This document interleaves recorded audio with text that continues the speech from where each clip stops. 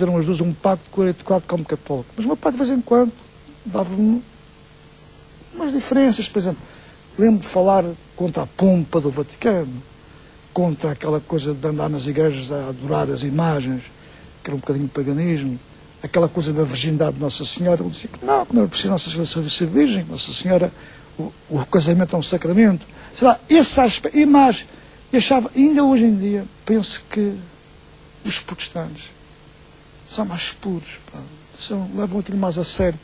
O Vaticano sempre me desiludiu muito. E se eu hoje em dia, que sou um agnóstico, só sei que nada sei no aspecto religioso, mas se eu aderisse, sou no aspecto ético, na ética, na moral, sou um cristão, sigo a moral cristã. Agora, se fosse para escolher uma religião dentro do mundo do cristianismo, acho que católico não seria.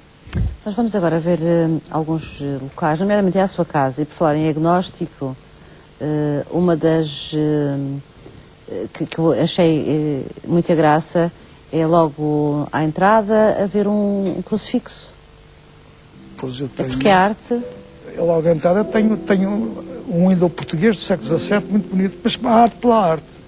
Quer dizer, não... Portanto, aquilo não tem significado? Mínimo significado religioso. Simplesmente o significado artístico e que acho bonito. Por exemplo, tenho alguns escritos barrocos portugueses bonitos. Já estamos a ver essas imagens. E esta parte do colecionar arte acontece quando? O vem consigo desde muito novo? Sim, desde muito novo eu interessei-me pela arte. E como também uma das coisas que sempre fiz muito. Só uma coisa, isto é um livro do Ferreira de Castro, que tem uma dedicatória, foi oferecido em 1962. As maravilhas artísticas do mundo. Foi ele, Ferreira de Castro, que me marcou na juventude sem ele saber.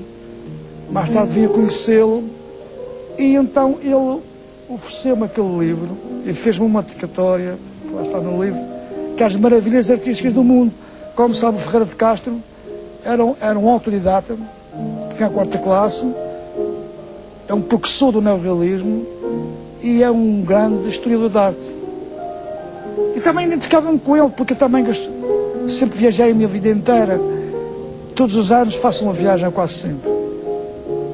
E vi que acho que quase todos os grandes museus do mundo eu vi-os, pelo menos da parte ocidental.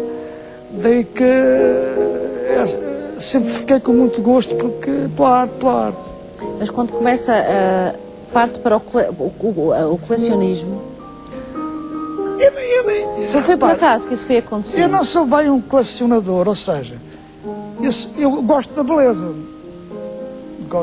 Gosto da arte, gosto de uma boa pintura, gosto de uma boa porcelana, gosto de uma boa escultura e, portanto, sempre que tinha possibilidades económicas de comprar exemplares que me diziam alguma coisa no aspecto estético, eu comprava. Hoje vivo numa casa com bastantes exemplares, mas não me considero bem um colecionador tipo, porque sou um bocado...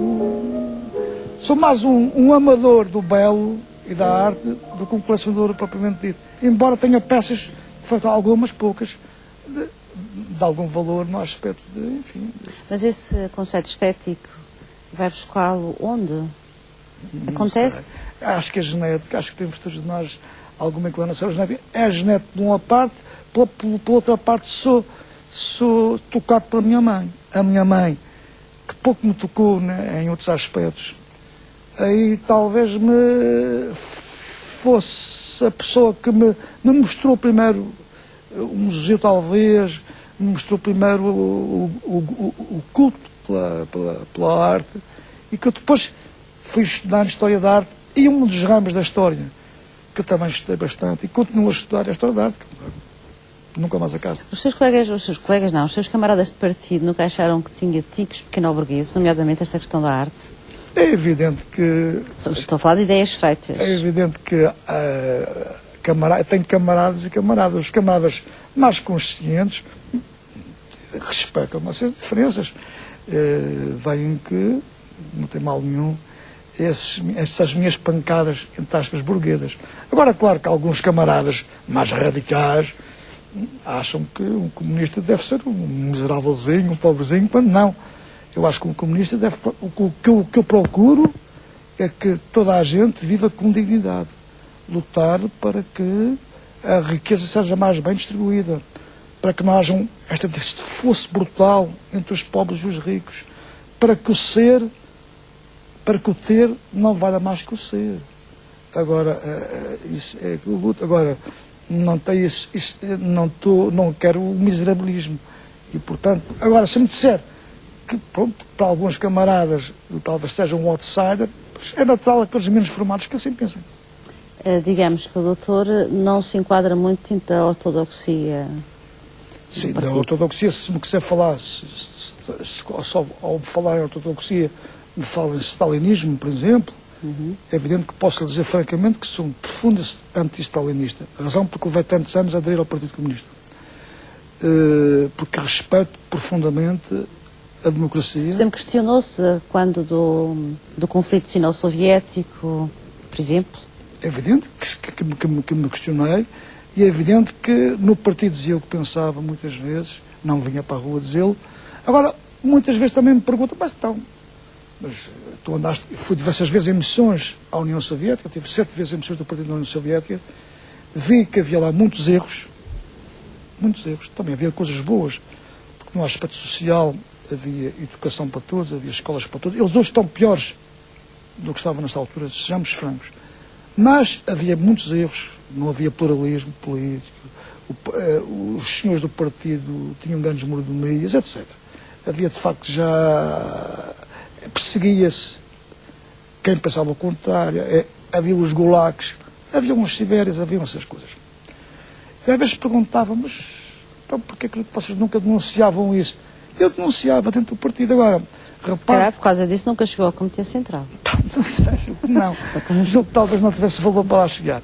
Mas também se podia ter contribuído. Agora, repare, mas a verdade era esta. É que víamos numa época de Guerra Fria.